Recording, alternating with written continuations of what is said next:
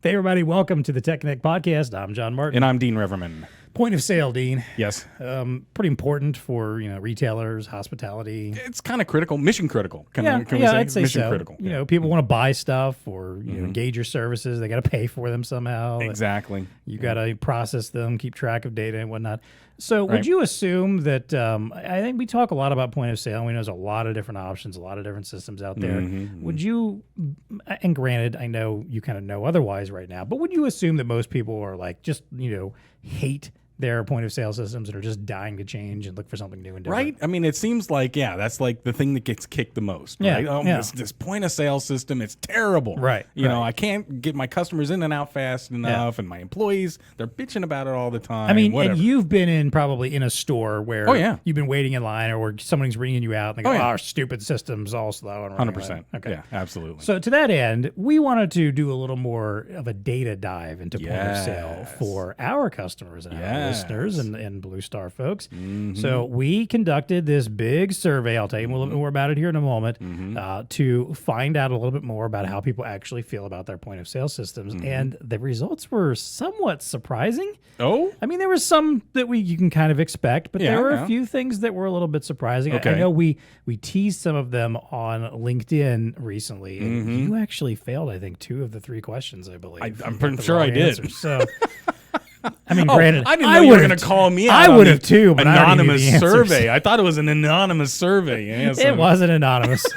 Not when your name pops up on there. Like, let's see what Dean thought. Wrong. The BlueStar VP of Marketing doesn't even know what's going on. Here's the thing, though, folks. Yeah, right. I hate to tell you, most people were wrong about some of these questions because there were some interesting insights. That's exactly right. So that's our topic today. We're going to do a deep dive into this. This is actually an article that we recently published on BlueStar Nation. There's going to be a link in the show notes. I highly recommend checking that out first if you haven't already, reading through all that. We're going to do a deep dive into some of what we found out and what it means to our VARs, what they should be thinking about. If you sell point of sale, if you work in retail, work with retail, hospitality, what should you take from this? How should you approach your customers with the knowledge and the deep dive data that we've gathered today? And can I sidebar real quick on this content strategy that we're taking? I love it, by the way, because I think that for our customers, to have access to this kind of information, look, it's not Forrester, it's not Deloitte that's charging you $5,000 for whatever we're giving it to you for free. Dude, we're giving you this insight for free for the betterment of the ecosystem, right? We're going out there, we're pulling people, we're getting good information. Love it. Exactly. And we're going to keep doing this. We've already done 2 of these now. We're going to keep on doing these deep dives because, hey, it's one thing for us to tell you and say what we think. Right. It is important to your customers in the channel, but it's another thing to actually talk to them and get it, directly from the people who are actually using this technology. That's what it's all about. So, there you go. All that plus our usual value to the VAR and what's TEConnecting with us. It's time to plug in and get connected. Welcome to the TEConnect podcast. It's time to get connected.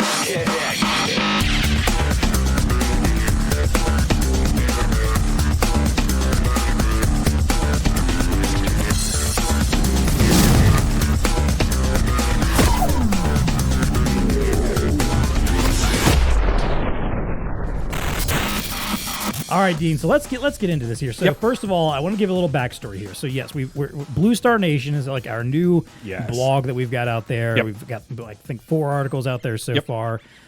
This particular article we're going to talk about today, as of our recording, published yesterday, about a week and a half ago when this episode comes out. So it's been out there for a little bit of time. But basically, the idea behind this blog is we want to provide as many more opportunities for education, information, deep dives into the topics that really matter to our resellers, to the channel in general. And again, we wanted to do a couple that were really based around data, like hard data, but data, that we were mining and extracting from and pulling out of and understanding more. So for this particular survey, this is about point of sale system. We reached out, we had a telemarketing team that reached out to over 4,000 SMB retailers across the country all kinds of different phenomenal number, by the way. It is a phenomenal number, and all kinds of different types of retailers. Everything from grocery, fashion, furniture, beer, liquor, and wine, grocery. Yes. I think I said grocery already. So a wide jewelry, variety, and from all around the country too. If you go check out the article, we've got like a little heat map that shows you where everybody was from, some of the different industries that we reached out to. We ended up surveying overall, actually surveying 81 total. And these are mostly retail owners or high level management in a store or whatever. So these are the people who they're the ones who are the business decision makers. Right, their opinion matters here, right? I know they're running the business exactly, and I know we'll get into some of our findings here. And I know there's sometimes folks will say, but what about the employees themselves that are using this? They may have a different opinion. That's true. But they're still not the ones who get to make the decision about whether a new point of sale system gets brought in or incorporated. Yeah. So again, all across the U.S., plenty of subsegments. I think all of these stores that we talked to had anywhere between 5 to 200 employees. So again, a wide swath of different type of businesses. So again, check out the link in the show notes if you want to get the deeper dive into some of the data. But we're gonna cover a couple of the big points that and some of the interesting stuff that that came out of this that we think is worth talking about, and maybe giving a little bit of insight from our opinion of what you can do with this kind of information. Yes, right, absolutely. So let's start with average length of use. This one was a little bit surprising to me too. And I will say, for me. I will say when we were doing this survey and the telemarketers were inputting data anytime they talked to someone, I was getting these emails as in real time. In real time. Oh, that's cool. So and that was what was fascinating to me, because there was a lot of them kept rolling in. Yeah. And I'd get maybe a chunk, maybe 4 or 5 would show up at a time or something like that. And I'm going through the data and looking at them, and I kept reaching out to James Cordy. He was kind of coordinating this whole thing, and he wrote the article here and said, "Hey, I'm very shocked by some of these responses we're getting. Are we sure? Are people actually saying this stuff?" Right. And it was legit, and it was fascinating to read through those responses. So again, average length of use is the first one here, 9.7 years, which seems again, long time. People are keeping their POS in place for 10 years or more potentially. Yes. The average again is around 10 years, which means there had to be people pretty far over, and maybe a few that were under out of 81 total people. Right.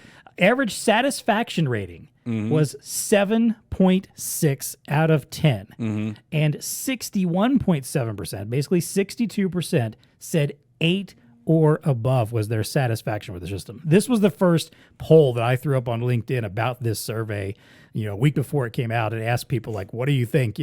What was the average number of people that said 8 or above for their, the percentage that said 8 or above for their, their satisfaction with their system. Yeah. And I put 22%, 40%. I obviously failed that question. Yeah, you did. But again, almost everybody did. It was resoundingly the fewest number of responses for the 62%. So it's counterintuitive. It very much is. So people were actually fairly okay with their point of sale system. So what do you think this says about kind of the uphill battle that we already knew it was difficult to sell point of sale? Well, but how much more difficult does this seem to make it? Dude, let's go to the first one. 9.7 years average is length of use for that point of sale system. Now, that's a long time. So that's very...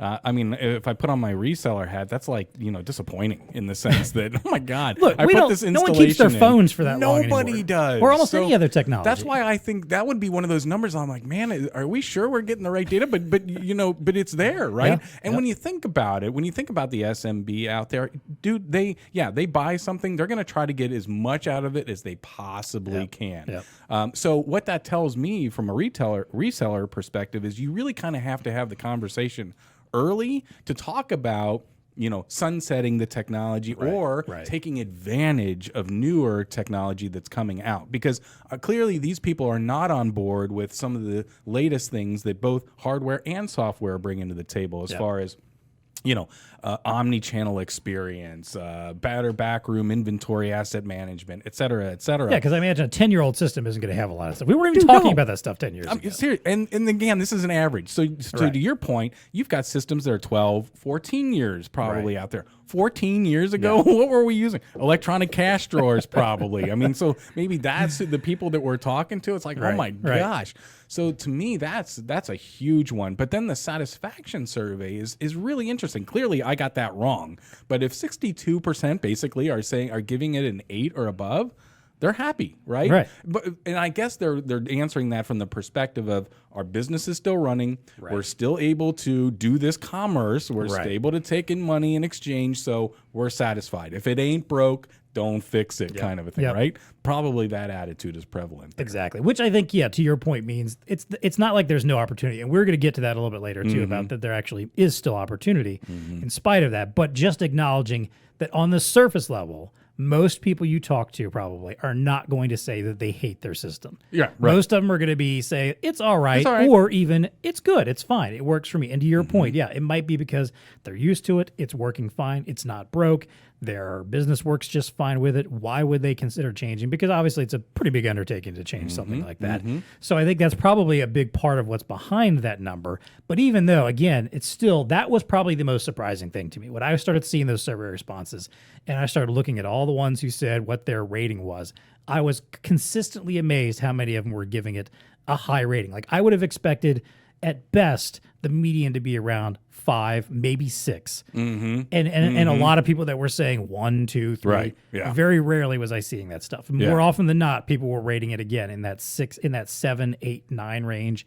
Some folks saying it's great, love it, perfect. That to me was probably the biggest surprise that came out of all of this data. I was just amazed by that because again, it just told me, all right, this uphill battle just got a little bit harder because most people, if you're not selling properly, and again, we'll get to a little bit more of this later, if you're not having the discussion in the right way, most people are just going to say, no, I'm good, I'm fine. So that's the inertia that I think that you kind of have to break here, right? So knowledge is power, and now you know that 80% of the people that you're walking into are good with their system, but what they don't know and how you break the inertia, let me throw a fact out at you like one of these. I was reading a Deloitte a survey.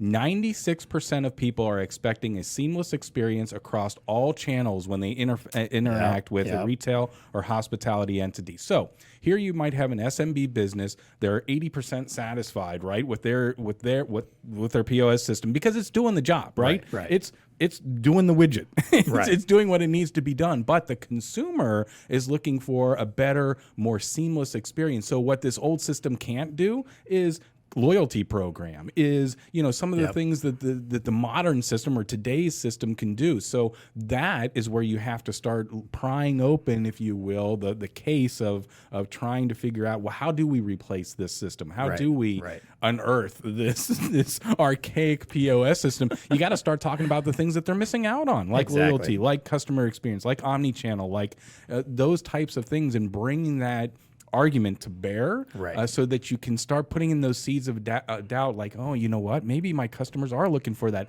contactless payment type of thing, or they maybe would respond better to a loyalty program if I had it in place. You got to start having that conversation to unearth these things, right? Exactly. All right, let's talk about pain points. So for the folks that said that their system, their satisfaction level was a 5 or below, which again was not the majority, but still, for those that did, we asked them, what is your biggest pain points? The top 4 were lack of customization, difficulty to use, reporting, like not having the kind of reporting functions they wanted, and speed, meaning it was too slow for them. Now, before we talk about those, I'm also going to give the satisfaction side, the top satisfaction scores. So this is for anybody who gave their system a 6 or above. We asked them, all right, well, what are you most satisfied with? What's the top thing that you're satisfied with about your current system? For those, ease of use was number 1. Reliability. Bing, bing, bing. Makes sense. Speed and customization. Now, you might have noticed some crossover there. So we had folks on both sides saying the customization was either their biggest pain point or one of their top satisfaction points. We had usage, ease or difficulty of usage as a pain point and a satisfaction. Speed as a pain point and a satisfaction. What does that mean to you when you're seeing those kind of crossover for both sides? Dang it, we needed a follow-up question, I feel like, here. And my follow-up question would have been, well, how old is your system? Right. And here's I'll submit this to the jury of what my feelings are here.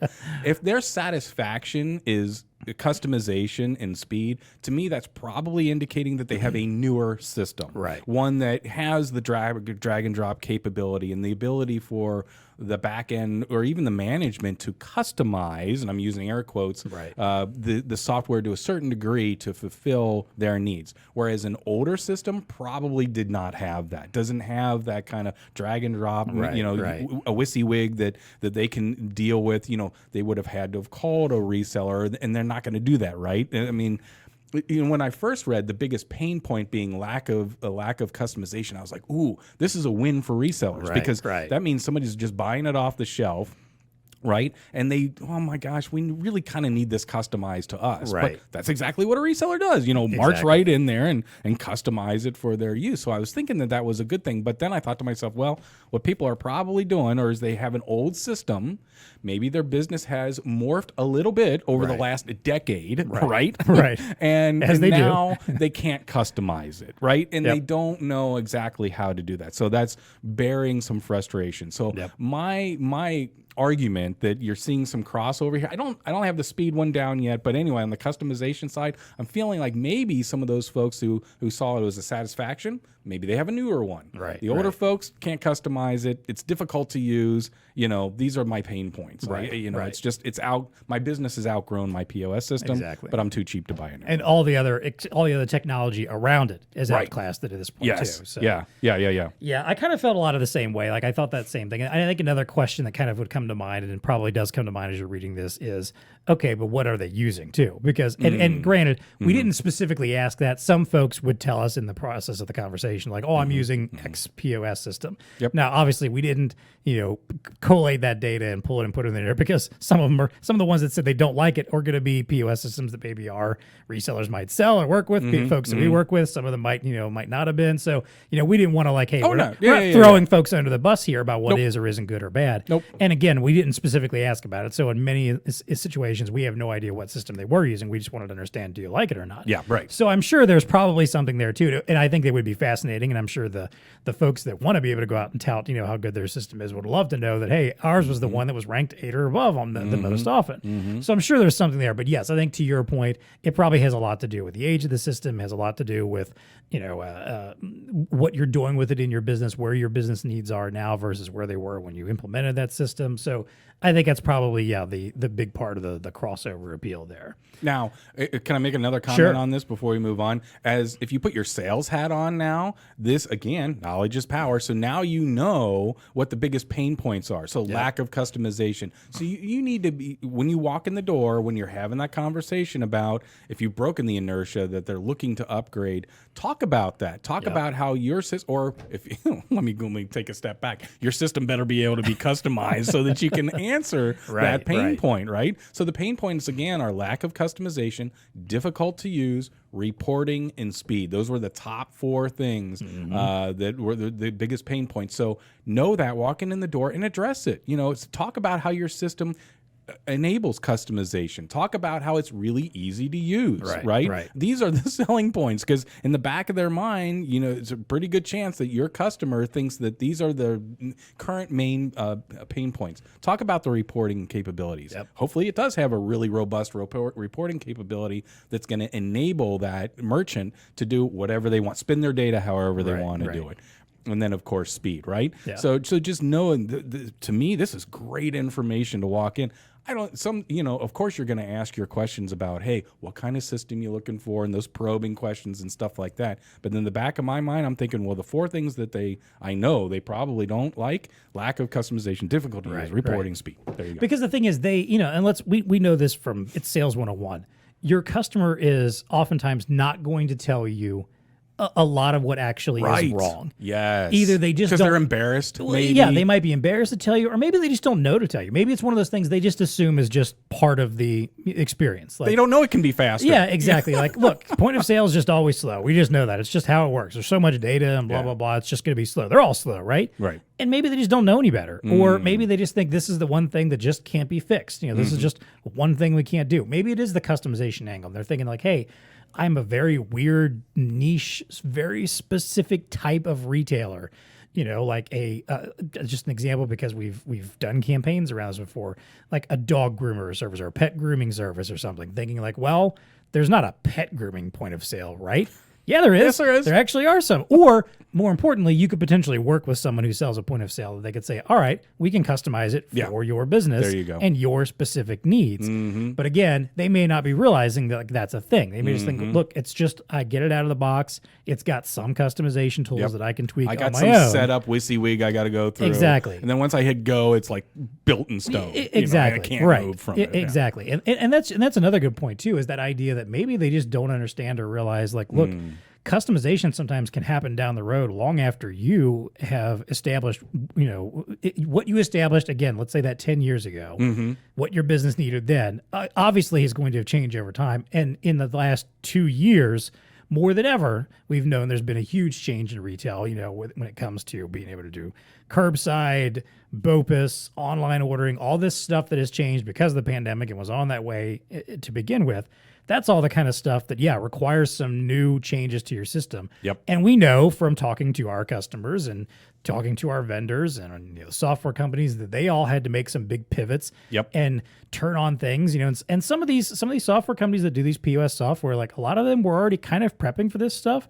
They had built this stuff into their system. It's just the kind of thing where it's a switch to flip it on or off. And again, maybe your customer just doesn't know that. Maybe they wanted to get on board with BOPUS, or maybe they wanted to do more with online ordering, and they didn't realize that their current system had that opportunity to flip that switch on or off. Absolutely. I'm going to go down a different angle with you here that I think is important as well, because we always talk about staffing, obviously, is a huge issue out there, and no place has been harder impacted, shall I say, than hospitality and retail, right? It is really difficult to get an associate. I'll just call them an associate, whether they're whether working in a restaurant or working in retail space.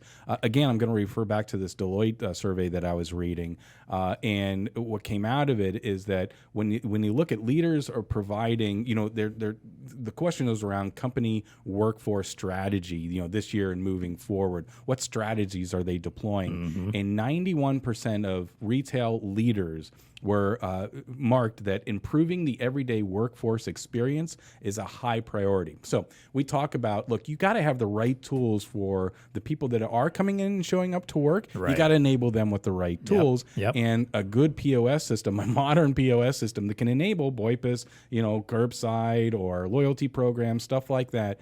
This is yet another arrow in your quiver when you're talking to folks and saying, hey, look, are you struggling getting employees? Well, maybe it's this 12-year-old POS system when they come in for an interview and they see, oh my gosh, this thing's encrusted. They see you're still on green screens. I know it's good for you and your business in the sense that, if it ain't broke, don't fix it. But I got to tell you something, that the optics here are that this workforce, the younger workforce, it matters to them what kind of technology is being used in the store. And if you are a decade old, you're out. Well, imagine like you want to go to work somewhere in sales or marketing or whatever, and you walk in to do an interview and you see that they're all still using desktops. Right. Stationary desktop systems, with the giant 4x3 bulky CPU aspect ratio. Exactly. The nice squared off big monitors, old CRT type stuff. And here, I would hope you would look at that and go, nope, not for me. Like, I've got a Mac at home and I've got smart devices and I don't need, I do stuff in the cloud. It's that same kind of thing where, again, and granted, I know people probably think, oh, well, someone who's looking for this kind of job, they're not picky about that kind of stuff. They are. But yeah, they are. Yeah. Again, and this is also as a younger generation thing, because you're hearing about this a lot from the youngest generations, the Gen Z and the millennials, younger millennials and Gen Z that are, trying to come into these, they're trying to bring them into these jobs and, because, they pay low wages and they know those are the kind of, demographic that they can get right now. And those folks come walking in and they're going to pay attention to this stuff because they are extremely tech savvy.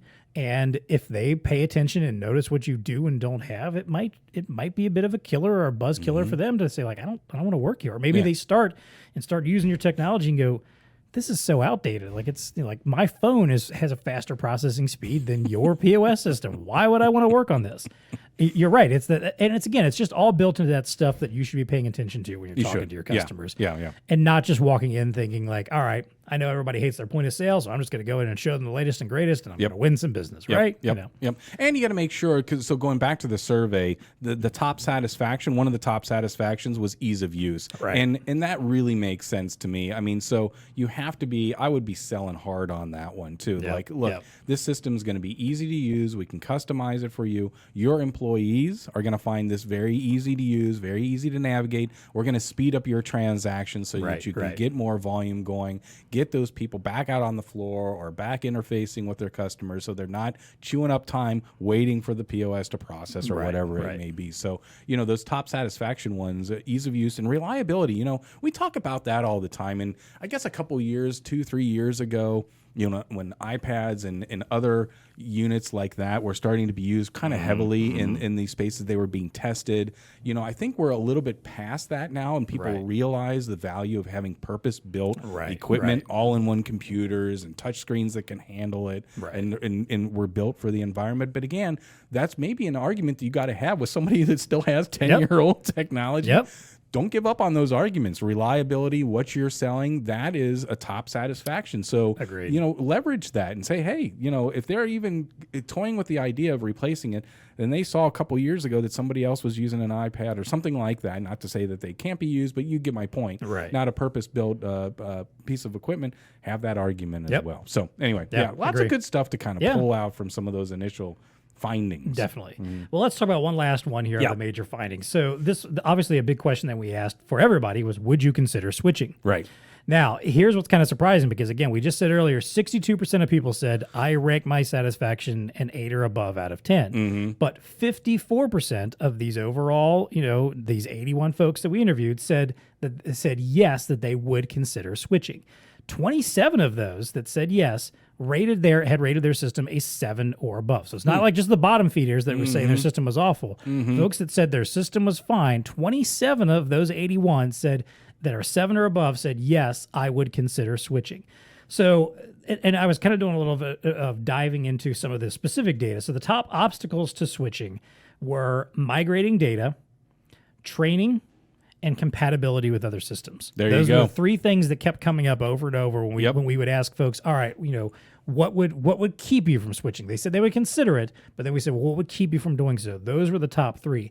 And I also noted, which I forgot to put on the sheet I gave you, but affordability was one of the top reasons given why someone would switch if it was affordable, or at least they were saying like, I would consider it if it was affordable. If it was affordable, right. Which, granted, we all know that, and to be fair, let's be honest, that's not really. Yeah. Everyone's going to say that, like, sure, I want something that's cheaper or better, but again, we all know if you're in the world of sales, you can sell something that's more expensive if you've proven that it's going to be better and do better for them. Exactly. The ROI is there. Right. So that's the one I kind of took with a grain of salt. But the other stuff I found very fascinating, this idea of migrating data, training, compatibility to other systems, all important stuff. When you've already got a built-in system that is filled up with all the data about your business, all of the SKUs or, UPC codes or whatever for all of your products, all of the data, as far as like background data, sales history type stuff. Like all that stuff has to get moved. So if someone's going to pick up a new system, that might be another reason why they're saying, I'm fine with what I have because it's still managing all of this stuff. And I know that if I switch, it's a nightmare to do that. And then the training portion of it. I know if I switch, I'm going to have to teach all these people how to use this new system and do it all from scratch. And again, it could be low paid workers that are just there to grind out the work and do the daily job and, don't have the interest or concern to spend a lot of time training and learning this new system. New people are coming in and out all the time. And then the compatibility portion of it. And this is kind of where, again, you start getting into the modern POS and the modern retailer, the modern hospitality. There's a lot of systems that everyone's trying to integrate together now. You might have a cloud-based system of some sort. You might have some sort of an ERP, an inventory system, something going on in the background that you need your payments processor, all this stuff that you need to be able to tie together into your point of sale. And again, if their current existing point of sale is, this is fine, it's doing everything I need it to do, why would they consider switching if they're concerned about that compatibility? Absolutely. Any thoughts on all that? Well, this to me are those backroom secrets that their customers not going to tell you, and they're going to go back and they're going to talk to other folks. These are the things that they're not going to talk about when they're in the conversation with you. Now, that having been said, most POS resellers, I think when they hear this, migrating data, trading, compatibility, those are the main issues to switching. They already know that, right? In the heart of hearts, they already know that these are probably some of the top reasons. Now, what do we do with this? You use that information and use it to head off some of these things. So when you're having the conversations, get right into migrating data. What is it going to look like to migrate your old data? Just know that the pain points that are there, not the pain points, know that these obstacles are already there. These are the top 3. I think they're just golden to use in your development of the new solution. So you just address them. Here's how we're going to migrate the data, and maybe you got to do a little digging on that side, right? What systems are you using? What is SQL? Blah blah blah blah blah. Here's how we're going to and come up with a plan. Here's how it's going to migrate. Training. Oh, got you. Okay. Well, here's what we've got for you. We've got online portals. We've got in-person stuff. You got to address that head on. But it's not compatible with these other things that we have. We have this back house, whatever, new asset management system, that whatever it may be, everything that you rattled off, cloud-based, blah, blah, blah. You got to have a plan for it because they're not going to tell you these are the obstacles that you have. Maybe a couple of them. You'll unearth a couple of them like, we really want to, but man, all this data that we have, how are we going to migrate all that? Kind of a thing. Okay, just head off of it because the good news here is 54%, and a majority of those are 7 or higher on their satisfaction with them, but 54% of them still are interested, right, in switching. There you go. So half of your businesses out there are really interested. They would consider it, yes. It's incumbent upon you to address these obstacles and then come up with a solution and show them the path that you're going to be able to give them a better ROI. At the end of the road, it's going to be a better solution that they have in place right now, right? So there you go. There's your enablers. I agree. Yeah. All right. Well, really interesting, though. We're going to do value of the VAR here in a moment where we'll kind of wrap that up with our takeaway, we think, of what you should do. And we've kind of hinted at a lot of that already, but we'll kind of try to compact it and tie it up. But again, I want to tell folks, listen, if you want to learn more, if you want to really take a little bit more of a dive into this data, check out the article. The link's going to be in the show notes. Highly recommend reading further into it. Can I pull out one more before we go? There's some stuff we didn't even cover. There is, like the whole contactless payments. So were you going to mention that as well? I was going to say, it's one thing that a question we asked about whether people accept them or not and get some feedback there too. But it's always fascinating to me for those who did not accept. Well, all right, so it's about a 60-40 split, right? Right. On if they accept contactless payments, and for those that do not, they said, the system doesn't accept this payment method. It's like, well, it probably does, but they just don't think that it does. So they're unaware of the technologies behind it. We learned that in some of our other pods we've had with some folks in the payment 100%. industry, and they'll almost always point out the hardware. Especially since the whole EMV shift, contactless was already a thing at that time too. It just wasn't very prevalent yet, and still isn't as wide use as it should be. We've established that too. But again, most providers, most payment providers and payment systems and payment hardware builds that stuff in already. It's just they may not have it switched on, or just may not have told you about it because you didn't ask about it or didn't necessarily, need it at the time. That's exactly right. Doesn't mean it's not there. Yeah. And the second one, it's just you and I knock our heads against the wall on this one all the time too. They claim, now why do they not have contactless payment? Well, it's not necessary, or our customers haven't requested this technology. Bull. Right? Yeah, exactly. No, they're just not. They're just accommodating the fact that you don't have it right now. Because in all honesty, I'd say in the last 6 months, in every store that I go to, people less and less are inserting the card for chip, and they're just wafting it. They're just tapping it. So that is one step closer to a watch or something like that, where it's just going to be contactless, frictionless. So for somebody to say out there, my customers haven't requested it, well, they're not saying it, but they would love to have that. And I'm telling you, every month that goes by, more and more people are doing that. So yet another gold nugget that came out of this survey. And here's the thing. Those of us that are the folks that have jumped into the contactless payments early on, especially, as Apple Pay adopters, Google Pay, Samsung, all that stuff, the folks that did that knew very early on that it was an uphill battle and learned very quickly that many places didn't offer this, didn't understand it. We also learned what to look for. So when I go into a store, I'm not asking anymore Do you take Apple Pay? Exactly. I look, do I see the logo anywhere? Do I see the contactless icon somewhere? And if I don't bother asking. I get my card out and assuming I'm just doing what I'm always going to do. Mm-hmm. I know how to look for that stuff myself. So just because their customers aren't asking for it or mentioning it doesn't mean they're not looking for it. Doesn't mean they're not disappointed when they don't see that option. Doesn't mean that maybe you don't get passed over for another retailer in the future that does offer that. It just means that people know what to look for now. A consumer that wants to use that kind of payment method, they know what to look for without having to ask about it. Yeah. And in fact, the inverse has started to happen to me with like the clerk behind the counter, whereas in the past it was, I try the contactlessness or whatever with my watch, and they look at me kind of bewildered, like, what are you trying to do here? I mean, and that has totally shifted now. Everybody now understands what I'm trying to do, and that they feel bad if they're not able to enact the transaction. Oh, sorry, we don't do tap, kind of a thing. You still got to do the insert, whatever. Yeah, exactly. So now it's the script is flipped in like within a year's time, and it's like now they feel bad. Well, again, going back to our employees, right? And people want to work with places that have working technology that is modern, and if you don't have that, so there you go. I mean, just another, whatever. Just my own personal story. I mentioned at the top here that most people would assume would think that people didn't like their POS because a lot of employees are the ones that will say they don't. Right. And I and that was some pushback that we got when we were kind of putting this together and talking about internally some of the insights that were coming out of it. You had a couple of folks say, "Well, were you only talking to owners and managers? What do they know? They're not using it every day."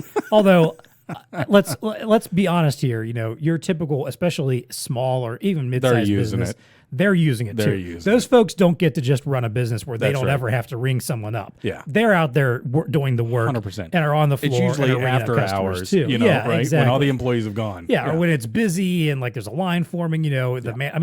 My old retail days, way back in the early 2000s, like I distinctly remember many times when I didn't want to be on the cash register. Like me, it was like I reached a managerial point, so I didn't have to do that often anymore. Yes. But it's not like I ignored it. It's not like when there was a line forming at Christmas, I didn't get up there and bust my butt and get on a register and start ringing people up too. Absolutely. So they're doing it. So I think that's kind of a misinterpretation. Agreed. But again, to that point though, the employees, obviously, yes, they're going to have thoughts about the system and thoughts about what they like and don't like about it. And it's fine to incorporate them into the conversation because obviously if they're all complaining and moaning about it and saying, this is an awful system, I hate it, it's terrible, and maybe you can get some of that insight that you can take it to the owner and help make that as part of the conversation. Like, look, you may think this is fine. I talked to like 6 of your employees, and here's all the stuff they said they didn't like about it. Let's talk about that. Yep. There's no reason you can't do that. But again, at the end of the day, it's the owner that you do have to convince because they're the ones who are making that final decision, and they're the ones that are seeing the bigger picture too. That's exactly right. Yep. You got to arm yourself with this stuff. Exactly. Good stuff. All right. Well, hey, before we wrap up with our value to the VAR, I want to, as always, thank our TEConnect sponsors. We appreciate your support of the TEConnect program. Yes. This podcast in particular, we could not do this without you. We're over 100 episodes now. We plan on going 100, 200, 300 more. Who knows? Hundreds. We may never stop doing this. We'll be old men with chattering teeth that don't even understand new technology and still talking about it. Who knows? We'll talk about how whiz bang this all is. Yes, exactly. We'll be whatever OK Boomer is at that time. That's what people will be saying to us then. OK Gen Xer, I guess. Whatever. Yeah, exactly. So as always, if you like the show. If you're watching on YouTube, hit the like button for the episode. Maybe even leave us a comment. It only takes a couple minutes to tell us what you liked. If you got some thoughts about the conversation. Or a survey you think we should do. I love this. Again, I love this content strategy. If there's a question out there you'd love for us to pose, hey, if you want to get a deep dive into your customers through us, we're happy to do that. We have this great telemarketing team that is more than willing to go out there and do that work for us and gather some data that we're happy to talk about. So let us know about that. Subscribe wherever you're listening to us. If you do have other ideas for the podcast, other topics you want us to cover, whether it's the survey piece or just in general stuff that you want to hear about, submit those ideas. I always put a link in the show notes to do that as well. And just for submitting an idea, we will send you a TEConnect podcast t-shirt. Even if we don't use your idea or we've already done it, we'll still give you the t-shirt. So submit those ideas to us. And as always, if you want to keep up with us, stay connected with us, you can always find us online on Twitter at TEConnectPod. You can also email us, TEConnect@BlueStarInc.com. All right, let's wrap up here. Let's do our value of the VAR. And again, I know all throughout the way we've kind of been talking about here's what you should be doing as a VAR. Here's what you should be thinking about. But let's compact this. What would you do as a VAR right now with this information? So to me, you have armed yourself with some quivers in your arrow, if you will. Or arrows in your quiver. Arrows in your quiver. Thank you. I knew I was saying that backwards. That you can now walk in the door and have that conversation to break the inertia of a new system. 9.7-year average of a system. Come on. Seriously. That screams opportunity. That screams, to me, it screams so much opportunity. These are the talking points that you have to walk in and know. And some of the backroom talking points that they're not telling you about, or, as it relates to migrating data, training, and compatibility with other systems. These are the types of things. So really, really good information from my perspective of just being able to, knowledge is power, leverage the knowledge that you now have and utilize that to go out and facilitate the use of implementing new solutions. Agreed. Yeah. So, and I think that's kind of what this comes down to, and it's something we talk about a lot, harp on a lot, is this idea of complete solutions. Right. I don't think you're definitely not going to win if you're just trying to go in and sell a new piece of hardware. If you're just saying like, hey, I'm trying to get you into a new barcode scanner for your point of sale. No. I'm trying to get you into a new cash drawer. No. I'm trying to get you into some new monitors. No. Even all that together, no. Because again, you're not even getting into the software angle of things. Yeah. Don't try to piecemeal this. If you are going to try to go out and convert someone from their current system to a new system, you've got to be going in with the complete solution. That may mean that you're not the only person involved here. You might be doing that groundwork to kind of lay that conversation, but when you're ready to go in and pitch a solution, you need to be ready with the entire front to back solution that's going to meet all of the particular needs. And I think that's a big one to think about. So and I feel like that's what these folks were telling us in this survey is that they want these full solutions. When you talk about stuff like the integration with inventory systems, integration with websites, integration with accounting systems, back-end systems, again, that's all the stuff that you need to have in your pocket ahead of time. And again, maybe you didn't get that information from them, but you should know that stuff exists. Ideally, you're asking those questions. Dude, I would be, yeah. I mean, honestly. What's your accounting system? What's your, right? Go through this survey and look at all the questions we asked. Take those questions and ask them yourself. Those are exactly the list of questions that you can get out there and get in front of somebody. And it's very simple, basic questions to ask where you're just saying, hey, I just want to survey you a little bit on your current point of sale. I'm not trying to sell you anything today. I just want to run a survey with you. How long have you been using this? What do you like the most about it? What do you dislike the most about it? That's a great idea. Would you change if something better came along? Right. Have that conversation first, collect that data and use that as your starting point. And then don't be afraid to ask about the stuff that we revealed in this survey that maybe they didn't mention. If they didn't talk about customization, ask, is customization important? Do you want a system that meets your needs and not just something out of the box? Because that's a pain point, right? And they may not be telling you. Exactly. What do you need your POS to connect to in the back end? Do you have an inventory system? Does that connect to it? Yeah. You got e-commerce. What kind of new stuff are you wanting to get into? Are you in e-commerce yet? No. Do you want to be? Yes. Okay. Yeah. Ask all those questions. Future-proofing kind of conversation, right? Like, hey, exactly. This system's going to be built to be able to accommodate those types of things. Are you going to do your own delivery? Are you going to do the last mile fulfillment with your own goods if it's a retail establishment? Dude, that whole marketplace is expanding so quickly right now that if it's not here today, it will be within a couple years. Exactly. You name the small mom and pop, they'll be able to deliver it wherever they need it to go. So it's basically that consultative selling model that we talk about all the time. Just have the conversation, ask a lot of questions. Don't go in just dying to sell them the newest, latest, coolest, greatest thing. You're never going to win that way. It's the whole car analogy that I've used many times before. You don't want to show up on a lot and say, I need a car, and someone shows you the 2023 Escalade and all the cool features, top of the line. But this one's got cup holders that light up. $80,000. Yeah, exactly. And all you actually wanted was a compact hybrid vehicle for under $40,000 or something. Exactly. But they never bothered to ask you. They just showed you the coolest thing. You're never going to win the business that way. And then the only other thing I would put in there also is make sure that you are equipped to overcome the obstacles. The stuff that we talked about, like really migration of data. Great point. The training aspect of it, the customization aspect, the compatibility with other systems. Make sure you are ready to help out with that in some way. Have some kind of services, whether it's you or a third party that you work with or someone that you that you can tap into to say, hey, I know that the hardest part of this is going to be integrating all this or taking all this data and migrating it over to a new system. Here's how we'll help you with that. Mm-hmm. I know training your employees on this new system will be very difficult. Here's how we're going to help you with that. I know compatibility with all of your systems is going to be important. Here's how we help out with and assist with that. Yep. I think if you're able to make that case as part of your overall presentation and your solution pitch, again, you're just solidifying the case for yourself. And again, like always, you may lose some, but you're putting yourself in a heck of a position to win when you've done all this stuff before you go in firing with a solution. Break your own inertia. Maybe you don't have training, right? Maybe you just don't have an answer for that. We've revealed that that's a top obstacle, so you better get that. Yeah. And oh, by the way, if you're looking at your customer list and you're seeing some atrophy, it's dwindling over the years, or you're not winning as many deals as you had in the past, look right here. Maybe your competition has migration of data, down to a science. They've got APIs. They know exactly how they just walk in there with their WYSIWYG, Swiss Army knife of APIs, and whatever it is, we can do it. Right. Or maybe they have training modules that are web-based and can be facilitated even on mobile devices so that their new employees can be sitting at home, and just doing their training on their mobile device. These are the types of things that if you're losing business, maybe your competition has that. Break your own inertia and get these types of services. There you go. Yeah. Agree. So, hey, I hopefully we've equipped you with more than enough. Boom. At this point. Of one survey. Off of one survey, yes.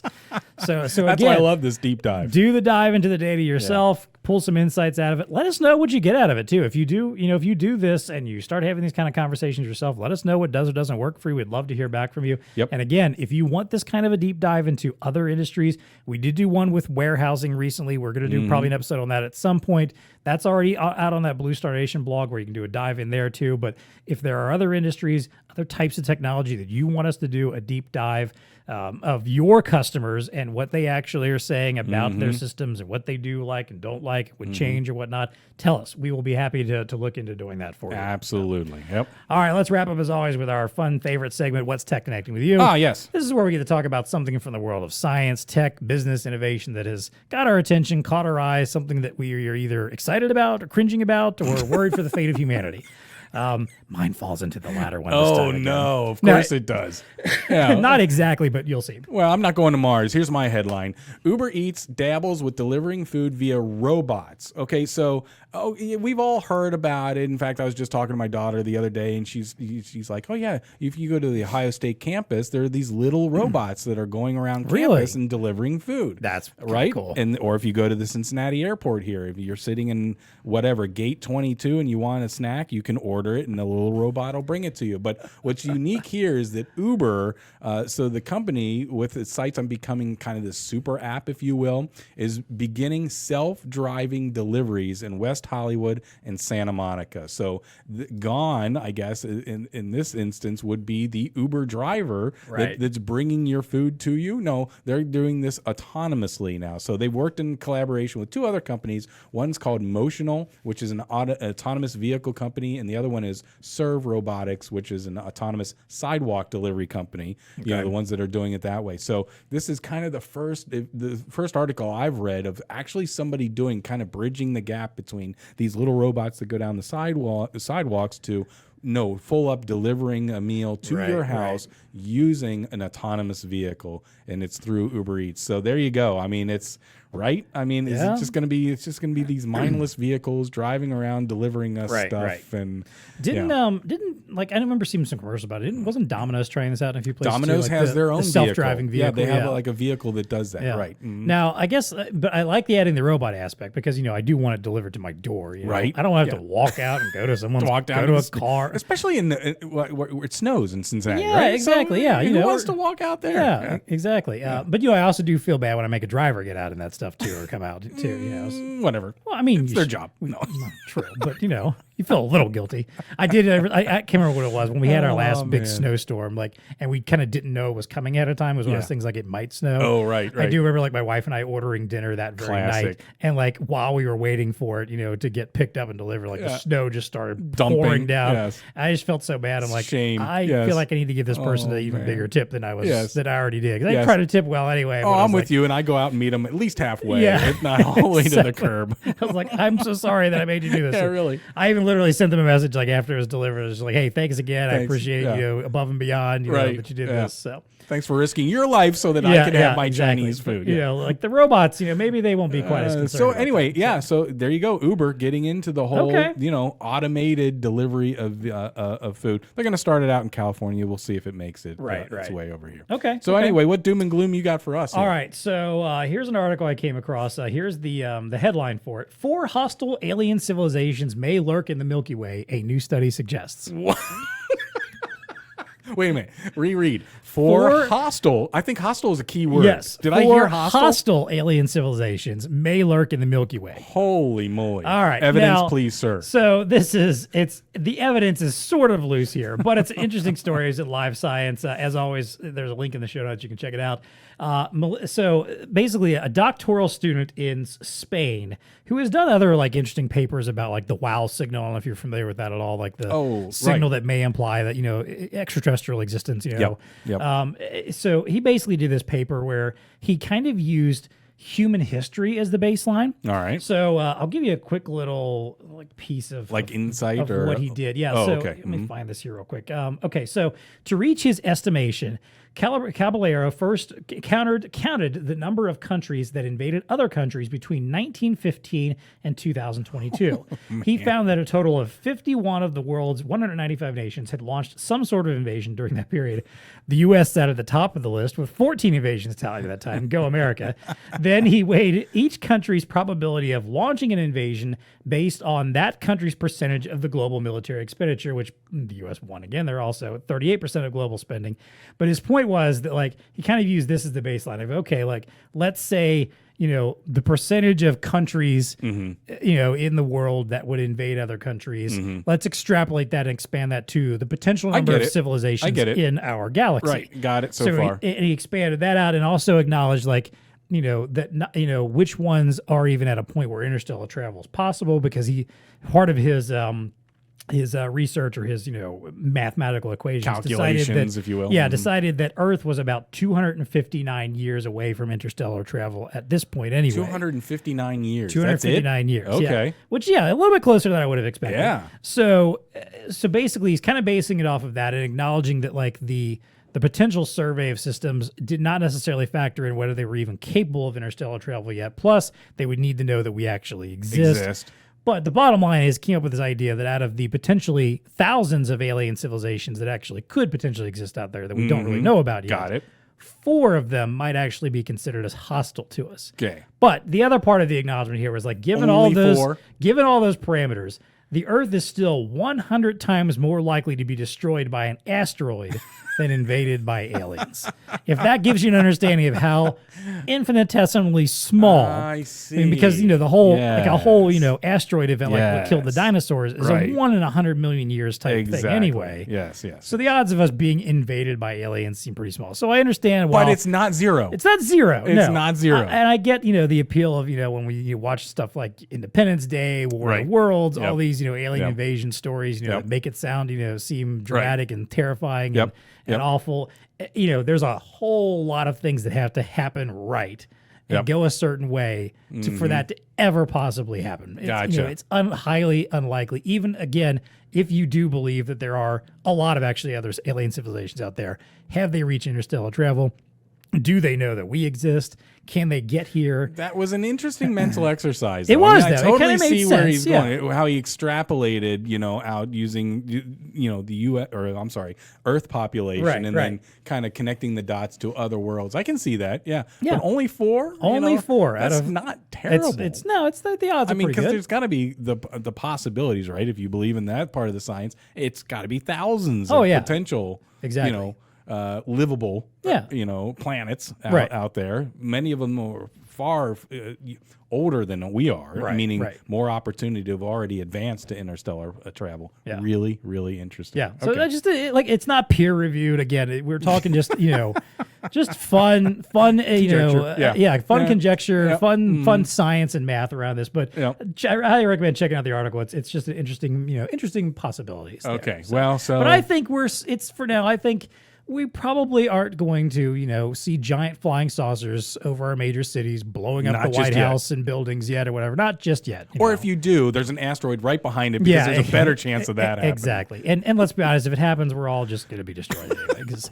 if they can get here and have any kind of possibility of that, we don't stand a chance. Let's be honest. No. I'm sorry, but there's no Randy Quaid that's going to jump into a biplane and fly it up into the saucer and take care of it. I thought it was Will Smith. Didn't he go? Oh, that was Independence Day. That's the same movie, but Randy Quaid was like the crazy old pilot who had said he'd been probed by aliens, and at the end he flies his plane into the last ship or whatever it was. Yes.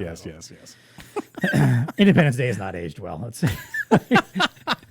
It's a fun sort of movie, but it's one of those ones you look at and you go, really? The sequel's even worse. I do not recommend the sequel at all. All right. Are we watching Top Gun, by the way? Not to sidebar here real quick, but I'm not a huge fan of the original. I don't get the whole fervor over this. I know, I've heard great stuff about the new movie. I've only seen the original once, but I was kind of like 20 years ago. Yeah, I was kind of like, all right, that's 20, really like 30 years ago. I think was it 30? Okay. I was like, whatever. Like it was fine. But man, there's a lot of fervor around I know. Maybe it's good. I'll probably watch it at some point. I'm just not rushing out to the theater to see it. Fair enough. There you go. And all right. Well, hey, folks, it's time for us to unplug.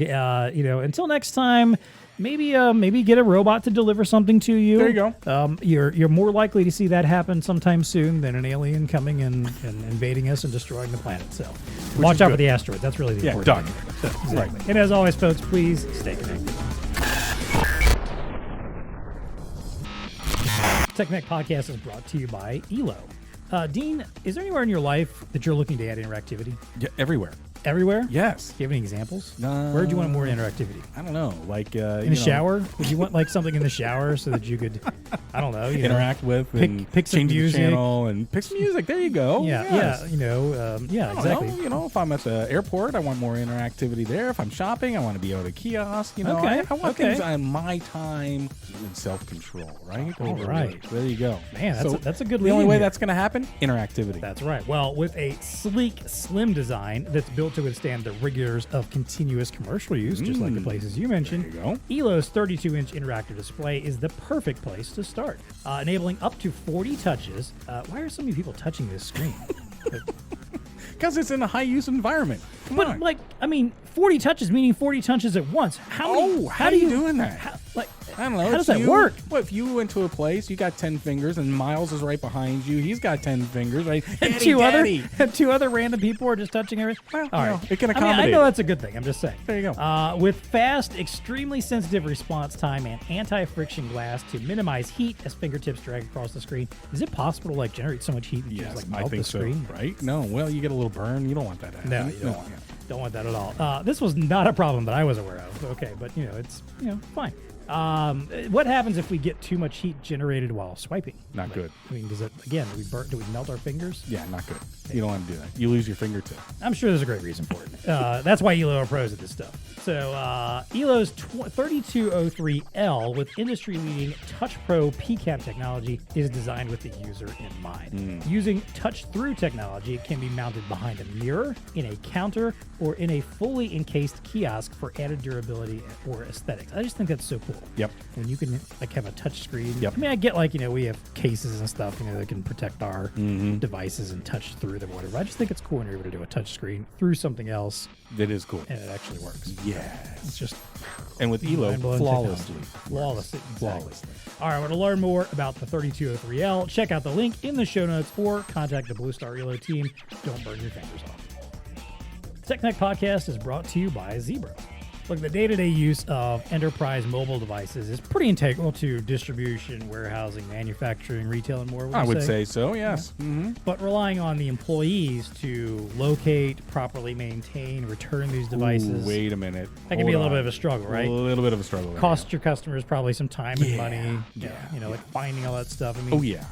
Come on. Most people, like my wife, can't even find her phone around the house most days. Look under the McDonald's bag. Where the hell is that? Exactly. Yeah. Can you? Do you really want to? Hope your employees start keeping track of all these expensive, enterprise devices that you need for your day-to-day business? No. Exactly. Yeah. All right. Well, maybe not introducing. They've been out for a little while, but Zebra's got this covered with intelligent cabinets. Yes. The rugged and durable storage solutions available in multiple configurations and security options. They're designed to charge, maintain, and keep mobile devices cool and accessible. This means intelligent cabinets mean no more time wasted on tracking down devices at the start of a shift. They bring them back, they plug them in, get a recharge. You don't have to wait for recharges. No surprise repairs or replacements. You can keep track of what's going on there, too. All centralized. Exactly. Monitoring options provide real-time visibility into device status, charge levels, and the devices in use. So help your customers guard their asset investments and maximize the life of their mobile devices with Zebra Intelligent Cabinets. Check out the link in the show notes or contact your Zebra representative to learn more.